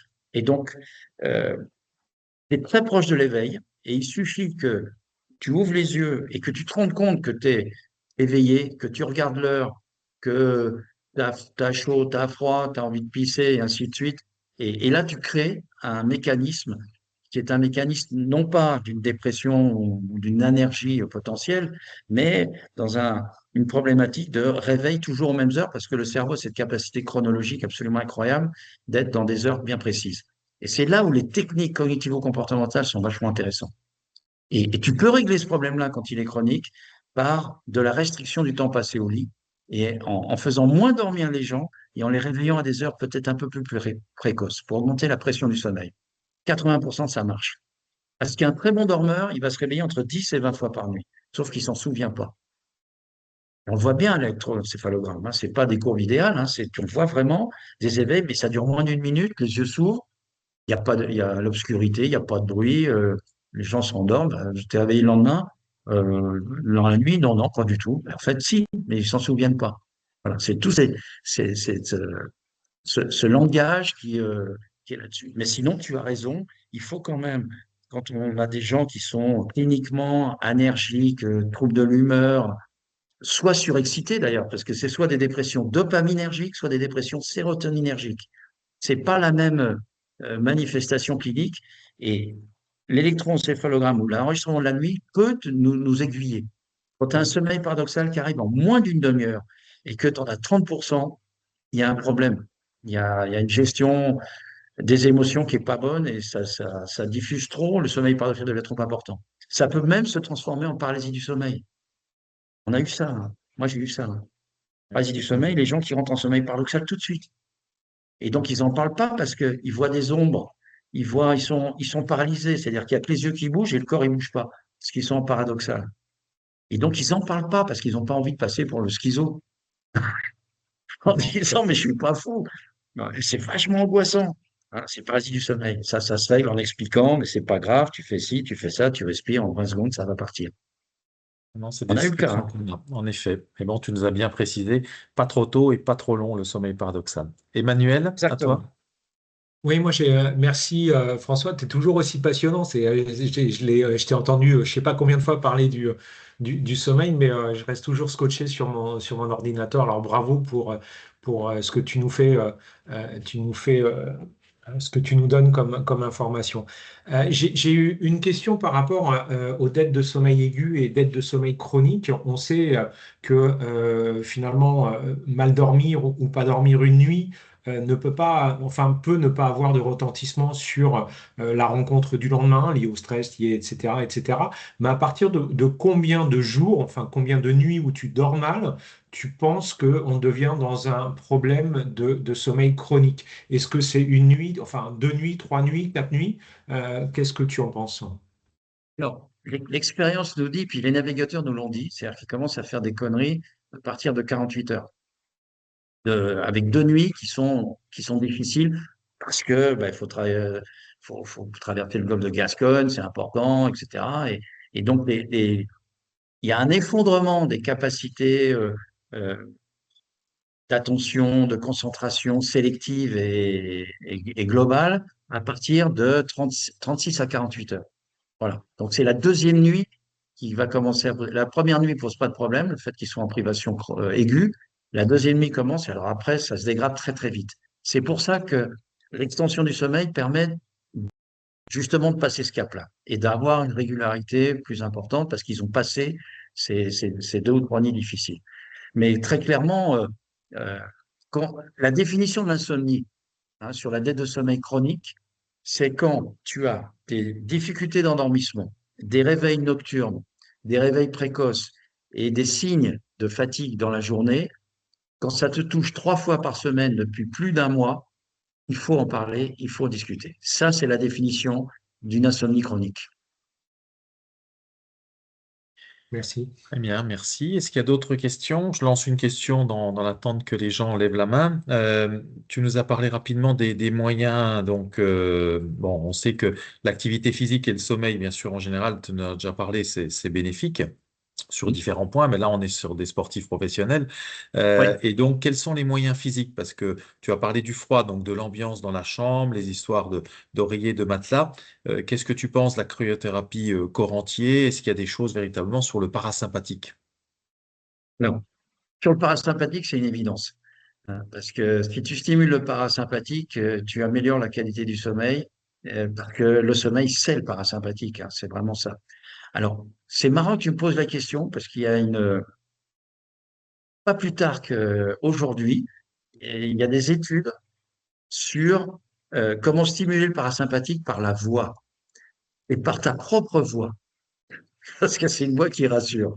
Donc, il y a une étude qui a été lancée par une start-up internationale qui fait que tu enregistres ta voix, l'intelligence artificielle donne les bonnes fréquences de ta voix, les vibrations de ta voix, et par un smartphone et par des écouteurs, ça te facilite la qualité du sommeil en stimulant le parasympathique. Bon, nous, on va tester tout ça. Mais enfin, c'est pour te dire que oui, le parasympathique, c'est vraiment clé dans cette histoire-là. Après, la première version, tu me parlais aussi de... euh, Si tu veux, on est fortement sollicité. Bon, bah, il y a des effets mode avec la oui, cryothérapie corps entier qu'on essaie de voilà, positionner dans la semaine souvent. Donc, c'est soit en oui, récupération aiguë sur les DOMS, soit à ce moment-là, il y a une influence, et probablement sur le sommeil, sur des oui. choses en milieu de semaine. Donc, qu'est-ce que tu en penses? Ben, alors, ce que j'en pense, moi, pour l'instant, au début, je pensais que il y avait plein d'études qui montraient que, attends, est-ce que c'est pas un effet indirect sur les douleurs, sur l'inflammation? Parce que quand les gens sont en dette de sommeil, c'est une inflammation, donc le fait que, voilà. Et il y a des variations individuelles très importantes. Il y a des gens, ça marche très bien, d'autres, ça leur fait rien du tout. Ça, je te parle de l'expérience qu'on a eue à Marcoussis. On a une salle de cryothérapie pour les joueurs. Eh ben, il y en a, ils le font, ils sentent pas grand-chose. Et puis, deuxième jour, ils disent, ah, ça m'a fait du bien. Et c'est ceux-là qui vont en faire systématiquement. Et d'autres, ça leur fait rien du tout. Donc, je pense, moi, que cette cryothérapie corps entier, hein, c'est-à-dire avec la tête, hein, on est d'accord, hein, parce que c'est quand même la tête, c'est la température centrale, elle est liée aussi à la température de la tête, hein. Ce qui marche le mieux, paradoxalement, c'est une chose hyper simple, c'est la douche 1 heure et demie avant. La douche chaude 1 heure et demie avant, pour une raison qui a été identifiée, c'est que ça fait monter la température centrale, qui est au niveau bien sûr de la tête. Et le signal, c'est que l'organisme, le cerveau dit, tiens, on a monté la température à 38, machin, donc on va augmenter la pente de descente. Et c'est ça qui va te créer une pente de descente qui va te faire endormir plus vite et endormir mieux par la diminution de la température au moment de l'endormissement. C'est pour ça qu'il y a des gens, on est entre nous, mais des gens disent, mais ouais, c'est marrant, je prends du Doliprane, je m'endors plus facilement. Mais oui, parce que ça a un effet, ça fait descendre la température d'1 degré, 1 degré et demi, et on a besoin de ça pour s'endormir. Après, sur les effets, sur les éveils nocturnes, je pense que c'est, à mon avis, hein, c'est plus lié à l'inflammation et à la douleur potentielle qui réveille la nuit en deuxième partie de nuit, sur les douleurs inflammatoires. D'accord, Mais c'est donc, pas le traitement du sommeil, hein, je pense, hein, la ouais, tout à fait, cryothérapie. mais Ça marche chez certaines personnes. en tout cas, 1 heure et demie avant, tiens, c'est 1 heure et demie très avant, intéressant. ça c'est Et la douche parce qu'il froide y a un avant effet d'aller de se coucher? relaxation, et puis c'est vraiment la chute de la température qui favorise ça. Et si tu la prends une demi-heure juste avant, bah, tu décales, Ouais. Mais par contre, tu décales. le froid le soir, la douche froide n'est pas Oui, spécialement aussi. Ça peut être aussi ça conseillé. c'est bon. Alors, c'est ce qu'on donne aussi. Alors ça joue plus sur les syndromes des jambes sans repos, ça touche 2 à 6% des gens. Alors je leur prescris des trucs qui les fait marrer, tu sais, c'est des sachets de petits pois chez Picard, là, par exemple, sans faire de pub, parce qu'ils le mettent sur les jambes et je trouve ça marrant, c'est facile à faire, et puis finalement, ça les endort plus facilement. Parce que le vrai syndrome des jambes sans repos, au moment où tu t'endors, t'as des mouvements qui t'empêchent de t'endormir. Tu vois. Et c'est génétique, hein, c'est souvent transmis dans la génération. Ouais, Il y a super. Philippe Kunz qui voulait poser une question. Ah, je Ah, le vois pas. il est là, Philippe. Je l'ai appelé Ouais, pour savoir salut tout s'il le était là. monde, salut François. Salut, Philippe. Deux, trois petites choses. Euh, Comment se passer d'une technique, d'une science qui améliore l'attention, c'est-à-dire la qualité de l'entraînement, qui améliore l'humeur, c'est-à-dire la cohésion du groupe, et qui améliore la performance. Vraiment, je dis à tous les médecins avec l'expérience qu'on a eue pendant des années à Monaco, et on est allé très loin dans toutes les parties que tu viens de citer, c'est incroyable les bénéfices qu'on a et l'impact qu'on a en gérant ce sommeil. C'est au médecin de gérer ça. Si on ne gère pas, ça va de nouveau filer à gauche et à droite et ça ne sera pas bien fait. Il y a un aspect particulier à cette analyse du sommeil, c'est qu'on rentre dans la vie des gens. On rentre dans la vie des gens et ça, c'est du secret médical. Yes. Et tout se casse la gueule si on ne respecte pas le secret, le tête-à-tête. Et combien de fois, François, tu es venu voir les joueurs en tête-à-tête et ce qui se passe entre toi et lui et moi, occasionnellement, n'a pas à sortir de la pièce, n'a pas à aller chez la direction, chez l'entraîneur, chez la femme du joueur, chez n'importe qui, parce que ça, c'est un préalable indispensable à la Ça. réussite de cette affaire-là. Voilà. Ah, tu rentres dans l'intimité des Euh, gens. Tu rentres dans l'intimité des gens. Si tu veux qu'ils te portent leur confiance, qu'ils fassent des efforts, qu'ils améliorent leur sommeil, donc leur performance et donc leur qualité d'entraînement, il faut qu'il y ait cette relation de tête à tête qui est médicale, qui est partagée. C'est un secret médical partagé. Si ça part sur une grande étude, c'est foutu ton affaire. C'est foutu. Ça n'empêche pas, et on l'a fait, d'analyser la situation, tu l'as dit, du staff, situation des joueurs, la situation du centre de formation. Il y a différents âges, différentes motivations, différents contextes sociaux, avec des conséquences pratiques. On a quand même décalé l'entraînement du groupe pro quand on est allé voir le coach en disant, écoutez, coach, tout va bien, on n'a pas de gros problèmes, mais on a un joueur sur deux, quand vous démarrez l'entraînement à 8h15, il dort. Il dort. Et ça a été quelque chose d'intéressant quand même de trouver ces plages de vigilance grâce à l'étude du sommeil qui permettent d'augmenter la qualité de l'entraînement et donc de la performance. Voilà les deux, trois remarques je voulais faire. Ouais. Salut Merci encore, hein. Philippe, hein. Grâce à toi, on a fait un truc fabuleux, hein. Vraiment, parce que ça s'est étalé pendant des années. On a continué avec Fabrice aussi. Mais c'est clé, c'est clé. Et je Non, ne non, prêche pas pour ma paroisse, hein, mais ouais. Il y avait les Il faut que Dreambox. Alors, c'est tout, sûr que les Dreambox à utiliser quand ça double, hein. Il y avait des histoires de matelas, d'oreillers, des histoires de lumière dans les vestiaires que j'avais réactivées d'ailleurs avec la lumière bleue et ainsi de suite. Je me suis d'ailleurs retrouvé un jour en Coupe d'Europe avec une lumière très tamisée dans un vestiaire. Et c'est là où on se dit que des fois, il y a des petits artifices qui peuvent jouer sur la performance. exactement.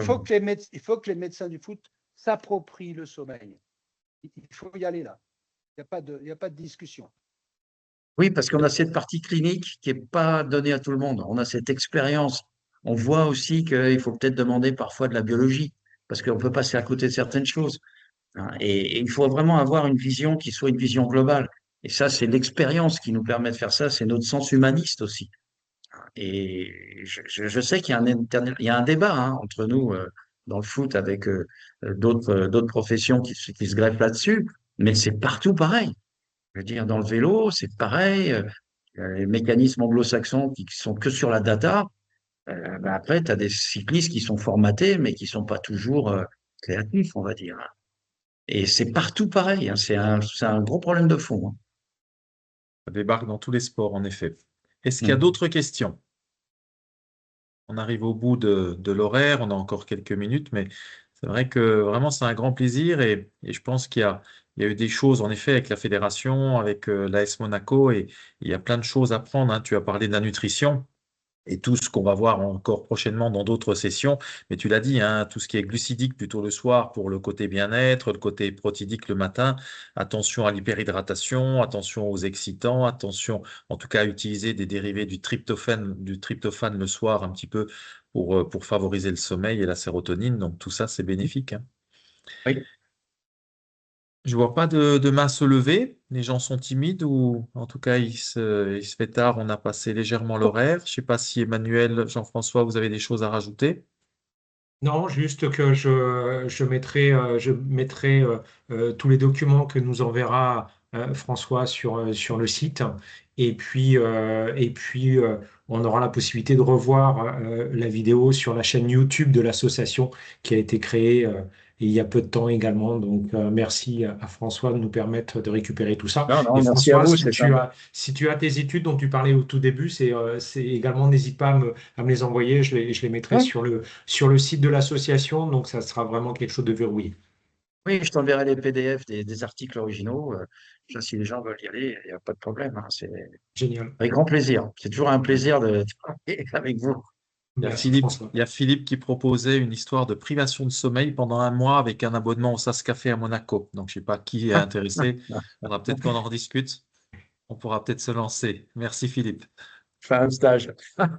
Ça marche. Bon, en tout cas, merci à tous. Merci Emmanuel Avec- pour l'organisation. François, c'était génial. Et on te Merci. sollicitera on te laisse quelques mois pour trouver d'autres idées puis faire un complément à cette soirée. C'était parfait. Merci tout plein. Bon, merci. Merci à tous. Allez, Merci à tous et à bonne bientôt. soirée. Ciao. Au revoir.